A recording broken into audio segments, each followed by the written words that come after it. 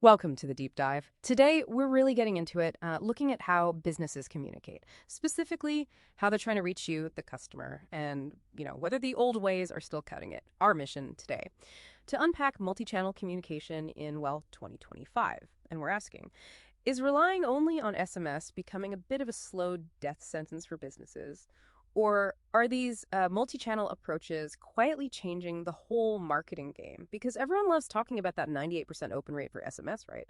But what's hiding behind that big number? Okay, let's dig into that. I mean, you look at the stats and SMS seems untouchable. You see things like 98% of text open versus maybe 30% for email. That's huge. And get this, 90% read within 3 minutes. Average response, 90 seconds. Plus click-through rates, like 19-20% compared to emails, maybe 1-4%. It sounds unstoppable, but is there a catch? What's the bit we're missing with that speed? Well, what's fascinating is that the very thing that made SMS so powerful, that speed, that immediacy, might actually be its weakness now.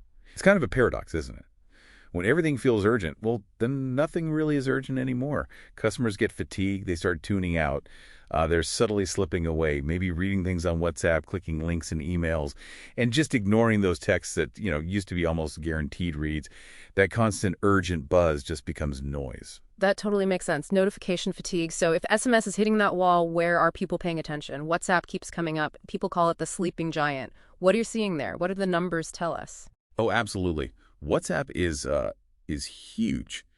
While SMS faces fatigue, WhatsApp open rates are basically identical, around 98%. But it goes deeper than just opens. Think about major markets, India, Brazil, big parts of Europe. WhatsApp has something like 97% penetration there. It's incredible. And it's not just for chatting with friends. Yeah. People are sending over 150 million messages to businesses every day, asking about products, services. So if you, the customer, are living on WhatsApp and a business just keeps sending plain old texts, well, they're missing where you actually are, right? WhatsApp isn't some future thing. It's right now. But lots of businesses are still kind of ignoring it. Right. And then there's the one everyone keeps saying is dead, email. Is email really on its last legs, or is it, maybe surprisingly, still got some fight left in it, the underdog with teeth? Oh, email is definitely the underdog with teeth. The email is dead narrative. The numbers just don't back it up. Not at all. Look at automated emails. We're seeing 52% higher open rates, clicks are up 332%, and conversions, get this, 2,361% higher than just standard email blasts. Wow. Yeah. And even simple things like those back-end stock alerts. They get a 59% open rate, 5.3% conversion. That's serious money changing hands, quietly. While everyone's chasing the next big thing, email's still a workhorse. Okay, so putting this all together, what's the real takeaway for businesses? There's clearly a big risk of staying single channel. Yeah. And when we say multi-channel, we don't just mean like using more apps, right? Yeah. It's about a connected conversation. Exactly. It's about orchestrating a seamless experience, moving intelligently, maybe from a quick SMS alert to a richer message on WhatsApp, maybe with a picture or a button, and then following up with a detailed email. It's all about tailoring it to the customer's journey and preference. Because sticking to just one channel, businesses risk losing up to half their customers within a year. Half. That's huge. It is. And customer churn is nearly 3 times higher for brands that don't diversify their communication. Think about it. 2/3 of consumers say they'll actually switch brands after just one bad communication experience. Just one. Ouch. Yeah. One missed text, one ignored email, a WhatsApp chat that just drops off, poof. The customer vanishes. And where do they go? Usually straight to a competitor who is meeting them on multiple channels. So this isn't just about small improvements. This is about exponential dominance, as some put it.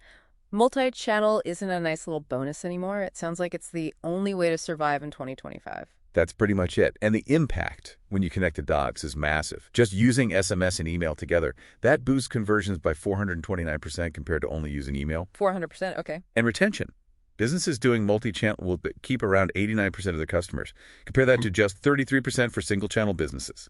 It completely changes the game for customer loyalty. Right. So what's the actual playbook look like? How do businesses win this attention war smartly? Well, the smart approach seems to be 1. Start with SMS, but only for real urgency. Like, your yoga class starts in an hour, reply YUS. Short, sharp, hard to ignore for time-sensitive stuff. 2, if you don't get a reply or need more interaction, pivot. Switch to WhatsApp. Send something richer, a one-tap button, an image, maybe a quick video. Make it easy to engage when plain text didn't work. And 3rd, Follow up with email. Use it for the recap, the details, the upsell, the next step in the relationship. Email is great for that deeper long-term value. Precisely. And the real secret, the thing most businesses seem to miss, it's not just using the channels, it's the intelligent handoff between them, making it feel like one continuous conversation for the customer. That's where the magic happens. Which brings up a really important question as we look ahead. Communication channels are always changing, aren't they? So how can businesses actually anticipate the next sleeping giant or the next underdog with teeth? How do they stay ahead to make sure they're always meeting customers where they are without being annoying? What new channel combinations might be the next big thing?